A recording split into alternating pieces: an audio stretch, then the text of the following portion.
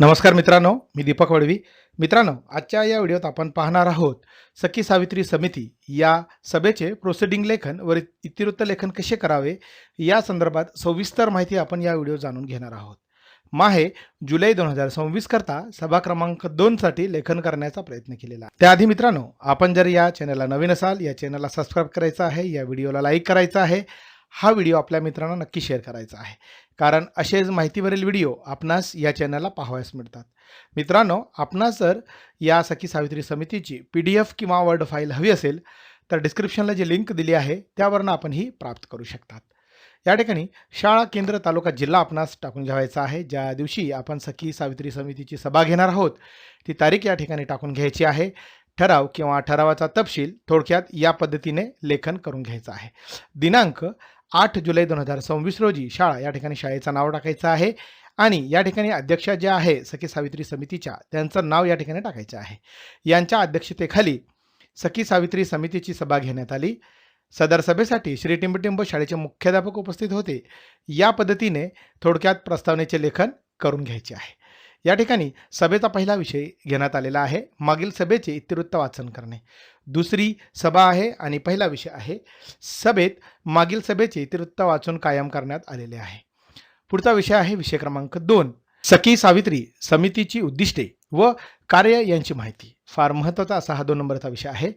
आजच्या बैठकीत समितीची उद्दिष्टे व कार्य यांची सविस्तर माहिती देण्यात आली.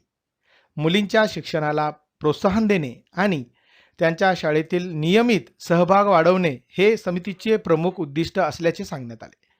मुलींमध्ये आत्मविश्वास, नेतृत्व गुण व स्वावलंबन विकसित करण्यासाठी विविध उपक्रम राबवण्याचे महत्त्व स्पष्ट करण्यात आले.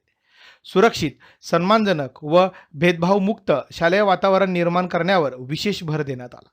मुलींचे आरोग्य, स्वच्छता व पोषणाबाबत सातत्याने जनजागृती करण्याचे ठरवण्यात आले.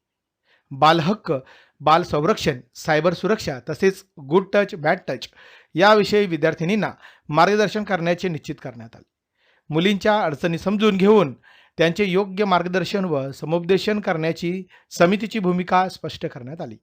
पालक, शिक्षक व विद्यार्थिनी यांच्यात समन्वय वाढवण्यासाठी विविध उपक्रम आयोजित करण्याचा निर्णय घेण्यात आला. शासकीय योजना, शिष्यवृत्ती व उच्च शिक्षणाच्या संबंधित माहिती देण्याचे ठरले. विद्यार्थिनींना सांस्कृतिक, क्रीडा व शैक्षणिक उपक्रमामध्ये सक्रिय सहभागासाठी प्रोत्साहित करण्याचे निश्चित करण्यात आले. समितीच्या प्रत्येक सदस्याने आपली जबाबदारी प्रामाणिकपणे पार पाडण्याचा निर्धार व्यक्त केला. सर्व उपस्थितांनी समितीच्या उद्दिष्टांच्या पूर्ततेसाठी सक्रिय सहकार्य करण्याचे आश्वासन दिले व सर्वांनी या ठिकाणी हा ठराव मंजूर केलेला आहे. सूचक अनुमोदक या ठिकाणी आपल्याला टाकून घ्यायचा आहे.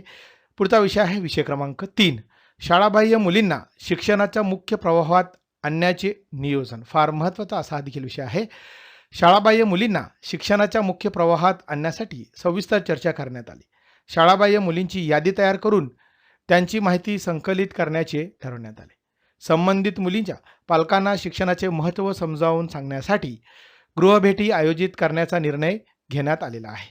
मुलींच्या शिक्षणात येणाऱ्या अडचणी जाणून घेऊन त्यावर योग्य उपाययोजना करण्याचे निश्चित करण्यात आले. आर्थिक, सामाजिक व इतर कारणांमुळे शिक्षणापासून वंचित राहणाऱ्या मुलींना आवश्यक मार्गदर्शन व सहकार्य देण्याचे ठरवण्यात आले. शासकीय शैक्षणिक योजना, मोफत पाठ्यपुस्तके, गणवेश व इतर सुविधांची माहिती पालकांना देण्याचा निर्णय घेण्यात आला. स्थानिक ग्रामपंचायत, शाळा व्यवस्थापन समिती व पालक यांच्या सहकार्याने जनजागृती अभियान राबवण्याचे निश्चित करण्यात आले. प्रत्येक शाळाबाह्य मुलींचा नियमित पाठपुरावा करून तिला शाळेत दाखल करण्यासाठी प्रयत्न करण्याचे ठरले. शाळेत दाखल झालेल्या मुलींची नियमित उपस्थिती व शैक्षणिक प्रगतीवर लक्ष ठेवण्याचे निश्चित करण्यात आले. विद्यार्थिनींसाठी सुरक्षित, आनंददायी व प्रेरणादायी शालेय वातावरण निर्माण करण्यावर भर देण्यात आला. समिती सदस्यांनी या उपक्रमात सक्रिय सहभाग नोंदविण्याची तयारी दर्शवली.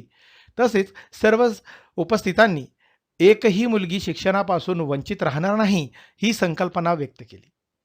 पुढील बैठकीत या उपक्रमाचा प्रगतीचा आढावा घेण्याचे ठरवण्यात आले व हा ठराव देखील सर्वानुमते या ठिकाणी मंजूर करण्यात आलेला आहे. या ठिकाणी सूचक अनुमोदक आपल्याला टाकून घ्यावायचा आहे. सभेचा पुढचा विषय आहे विषय क्रमांक 4. मुलींमध्ये आत्मविश्वास व नेतृत्व गुण विकसित करण्यासाठी उपक्रम. विद्यार्थिनींना शाळेतील विविध जबाबदाऱ्या देऊन नेतृत्वाची संधी उपलब्ध करून देण्याचे ठरवण्यात आले. वक्तृत्व, वादविवाद स्पर्धा आहे, कथाकथन, निबंध लेखन व सामूहिक चर्चा यासारख्या स्पर्धांचे आयोजन करण्याचे निर्णय घेण्यात आले. प्रार्थना, सूत्रसंचालन, सांस्कृतिक कार्यक्रम व शालेय उपक्रमांमध्ये मुलींचा सक्रिय सहभाग वाढवण्यावर भर देण्यात आला. यशस्वी महिला व्यक्तिमत्वाच्या प्रेरणादायी कथा व कार्याची माहिती विद्यार्थिनींना देण्याचे निश्चित करण्यात आले. आत्मविश्वास वाढवण्यासाठी समुपदेशन व व्यक्तिमत्व विकास सत्र आयोजित करण्याचे ठरवण्यात आले. संरक्षण, प्रशिक्षण व जीवनकौशल्य विषयक मार्गदर्शन देण्याचे नियोजन करण्यात आले. प्रत्येक विद्यार्थिनीला आपले विचार निर्भयपणे मांडण्यासाठी प्रोत्साहित करण्याचा निर्णय घेण्यात आला. मुलींमध्ये संघभावना, निर्णय क्षमता व जबाबदारीची जाणीव विकसित करण्यासाठी गट उपक्रम राबवण्याचे ठरले. शिक्षक व पालक यांच्या सहकार्याने विद्यार्थिनींना सकारात्मक वातावरण उपलब्ध करून देण्यावर भर देण्यात आलेला आहे. विविध स्पर्धांमध्ये उत्कृष्ट कामगिरी करणाऱ्या विद्यार्थिनींचा गौरव करण्याचे निश्चित करण्यात आले.